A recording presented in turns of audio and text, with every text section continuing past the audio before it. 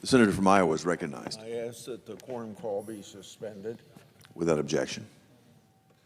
Mr. President, today I want to address a serious matter of public safety facing our country. Although our government has many responsibilities, the foremost responsibility of any government is the protection and safety of its citizens. By many measures, as elected leaders, we're falling short. Recent polling indicates that crime in large cities is a major concern of 81% of the Americans. We can debate crime trends and statistics until we're blue in the face, but at the end of the day, if 81% of the Americans don't feel safe, we are not doing our job. For hundreds of years, we've known that swift and certain punishment for criminal acts is a basis of deterrence and order. And in a country such as ours, based on the rule of law, this kind of deterrence requires officials to prosecute criminals. Communities around our country are in desperate need of U.S. attorneys to protect the public and uphold the rule of law. We have 10 highly qualified nominees on the Senate floor right now waiting for confirmation. There's no reason that we shouldn't get them to work for the American people today. Unfortunately, my Democratic colleagues have engaged in blanket obstruction of all nominees in their misguided attempt to derail the Trump administration. This sweeping obstruction, shockingly, includes even highly qualified U.S. attorneys that are supported by Democratic senators. The actions of Senate Democrats are putting the public in harm's way. There's simply no other way to say it. On May 22nd, the ranking member of the Judiciary Committee announced a hold on nominations for U.S. attorneys for the Southern District, Florida. Since then, the Senate Minority Leader and Senate Democrats have expanded the hold to apply to all 93 U.S. senators. This blockade of public officials is unprecedented and untenable. As the ranking member explained just last Congress, obstructing the confirmation of U.S. attorneys is, quote unquote, dangerous and, quote, undermines public safety across the entire nation, end quote. He correctly noted, quote, you can't prosecute the case if you don't have the U.S. attorneys there to lead the effort and coordinate the efforts with other branches of government, end quote. I completely agree with these points made by my friend, Senator Durbin. My Democratic colleagues claim that their obstruction is justified because at the end of the Biden administration, a freshman senator at that time placed a hold on a handful of U.S. attorneys. Although only 5 U.S. attorneys were ultimately blocked by that hold, I even opposed the decision by my freshman Democrat colleague. That limited hold was wrong then, and this blanket hold is even more wrong at this point. 5 U.S. attorneys held by a freshman senator at the end of an administration is a far cry from the current widespread obstruction. The strategy today is orchestrated by Senate Democratic leadership and is occurring at the beginning of an administration and impacts all 93 U.S. attorneys. Last Congress, the Democratic whip said that requiring a roll call vote for all U.S. senators is, quote unquote, unsustainable because, quote, without Senate-confirmed leadership of U.S. attorneys, public safety will suffer across the United States, end quote. He was entirely correct. confirming each U.S. attorney by a roll call would consume more than 230 hours of valuable floor time in the Senate.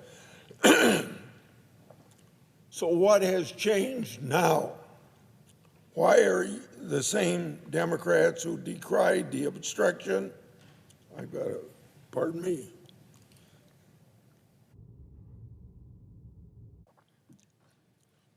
So what has changed? Why are the same Democrats who decried the obstruction of U.S. attorneys last year engaging in that very same conduct today? The answer is that they don't like the President of the United States. I understand disagreement with the President. People know that I have had my disagreements with President Trump. I certainly had no shortage of objections also to the conduct of President Biden. But elections have consequences, and the President's ability to select these U.S. attorneys is a direct reflection of the electoral mandate of November 2024, a mandate that no Republican president has had since Reagan had that same mandate in 1984. For months, I've repeatedly tried to engage my Democratic colleagues to end this obstruction. If some kind of equal measure is necessary, I even offered a compromise where we hold 5 roll call votes to compensate for the 5 nominees returned to the president at the end of the Biden administration. To my disappointment, my Democratic colleagues haven't taken me up on that offer, although I've had some very satisfying discussions with them in the late hours. I hope that we get a relenting of that, and whatever it takes, I'm going to participate in that process. And I think that I'm finding the same sort of participation on the other side. But in the meantime, I remind my Democratic colleagues of the ranking member's own warning last Congress when he admonished the Senate needs to, quote, put public safety and the needs of law enforcement ahead of politics, end quote. Currently, there are 10 U.S. attorney nominees that have been reported favorably out of the committee by a voice vote. These are not controversial nominees. 3 of them carry blue slips returned by Democratic senators. Several of them are in districts where recent tragic crimes have taken place. Instead of languishing on the Senate floor as pawns of partisan obstruction, these nominees should be in their districts investigating crimes, prosecuting criminals, and keeping the American people safe. Take the nomination of Daniel Rosen to the District of Minnesota as one example. Mr. Rosen was reported out of committee by voice vote. He has the support of his home state senators, Klobuchar and Smith, both Democrats. He is a qualified nominee. Just last week in Minnesota, a shooter entered the service of an Annunciation Catholic church, murdering 2 little children and injuring 18 others. This horrific crime shocked our nations, and the full force of our government should be mobilized in response. But what are Democrats doing instead? They're blocking the confirmation of Mr. Rosen to be the chief federal law enforcement officer in Minnesota, not because of any objection to his qualifications, but as an act of partisanship. So, enough is enough. My priority is safety of the American people, and that priority should be shared by all members of this body. And I know that even Democrats, I shouldn't say even Democrats, I know Democrats also want that same public safety. But this business of not having U.S. attorneys is standing in the way. I will now ask unanimous consent to confirm the 10 U.S. attorneys who have been reported out of committee I hope that my Democrat colleagues will relent from their partisan obstruction and allow these nominations to get to work. Debate and disagreement about policy is to be expected, but it should never come at the expense of public safety. So, I ask unanimous consent that, notwithstanding Rule 22, the Senate proceed to the executive session to consider the nominations en bloc. David Waterman, Iowa, that's 176. 183, Ron Parsons, South Dakota. 257, David Metcalf, Pennsylvania. 258, Bart Davis, Idaho. 316, Kurt Alme, Montana. 317, Nicholas Chase, North Dakota. 318, Leslie Murphy, Nebraska. 319, Daniel Rosen, Minnesota. 320, Eric Siebert, Virginia. And 321, Kurt Wall of Louisiana, that the Senate vote on the nomination en bloc without intervening action or debate.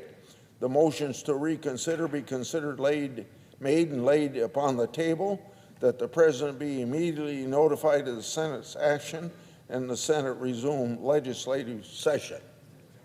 Is there objection? Reserving the right to object. Democratic Whip. Mr. President, I rise today to explain where we are, but with a positive note in my message.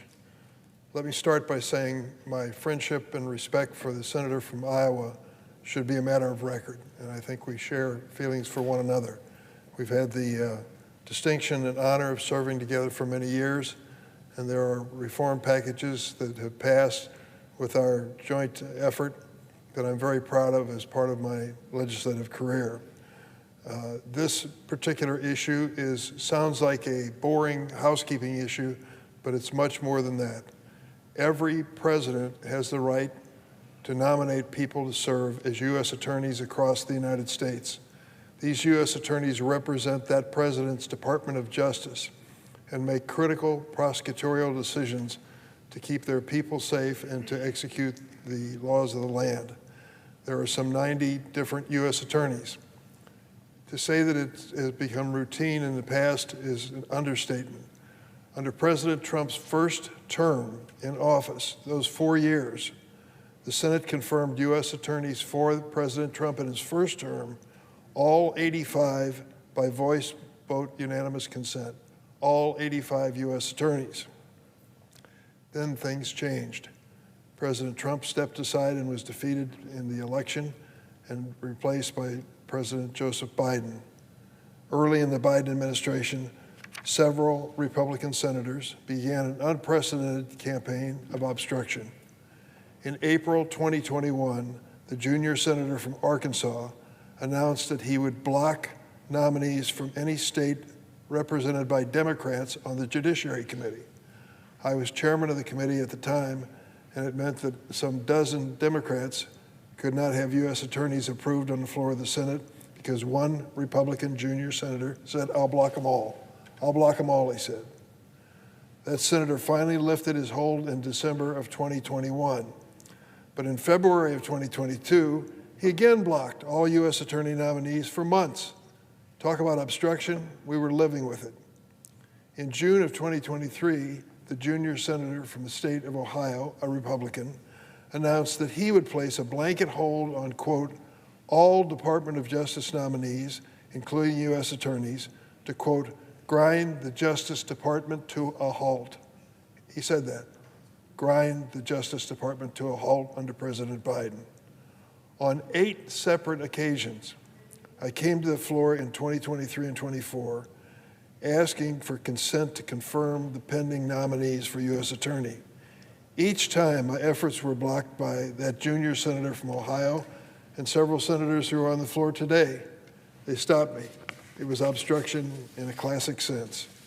Due to this Republican obstruction, President Biden was unable to fill, or was only able to fill, 68 of the 93 U.S. attorney positions with Senate-confirmed nominees. So that junior senator from Ohio stopped the process. Stopped the process.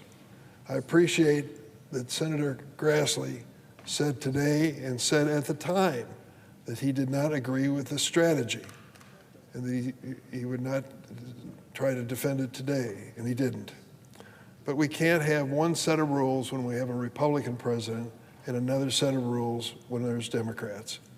We also now face the Trump administration making an end around the Senate's advise and consent duty. In several blue states, the Trump administration has taken on illegal and unprecedented approach to filling U.S. attorney vacancies with extreme and unqualified nominees while making no attempt to consult with Democratic senators. I said earlier at a Judiciary Committee meeting, though I disagreed with President Trump in his first term and second term, I was able to work with the White House and fill every vacancy in Illinois. We compromised. I accepted some nominees that would not have been my choice. They accepted some nominees from me that wouldn't have been their choice. It was the nature of political compromise, and it worked. Any path forward cannot result in Republican senators having their U.S. attorneys nominated and confirmed, and Democratic senators having outrageous picks installed in their states in legally dubious ways. I look forward to working with the senator from Iowa, who is the chairman of the Senate Judiciary Committee, on a fair and bipartisan solution to a problem that was created by both parties, but most recently by the Senate Republicans, and has been made worse by the Trump administration. So I want to close in saying, before I object, I am not giving up. The conversation, meaningful conversation, is underway. I am hopeful we can find a bipartisan approach that serves the needs of the nation when it comes to justice, but also respects the integrity of the United States Senate. I object. The objection is heard. Mr. President, Senator I'm from sorry Iowa. for the objection. I would agree with continuing to work to see if we can find a solution on this. Public safety is such an important issue. U.S. attorneys are central to such public safety, and we should get them improved, and I hope we can get something worked out. I yield the floor.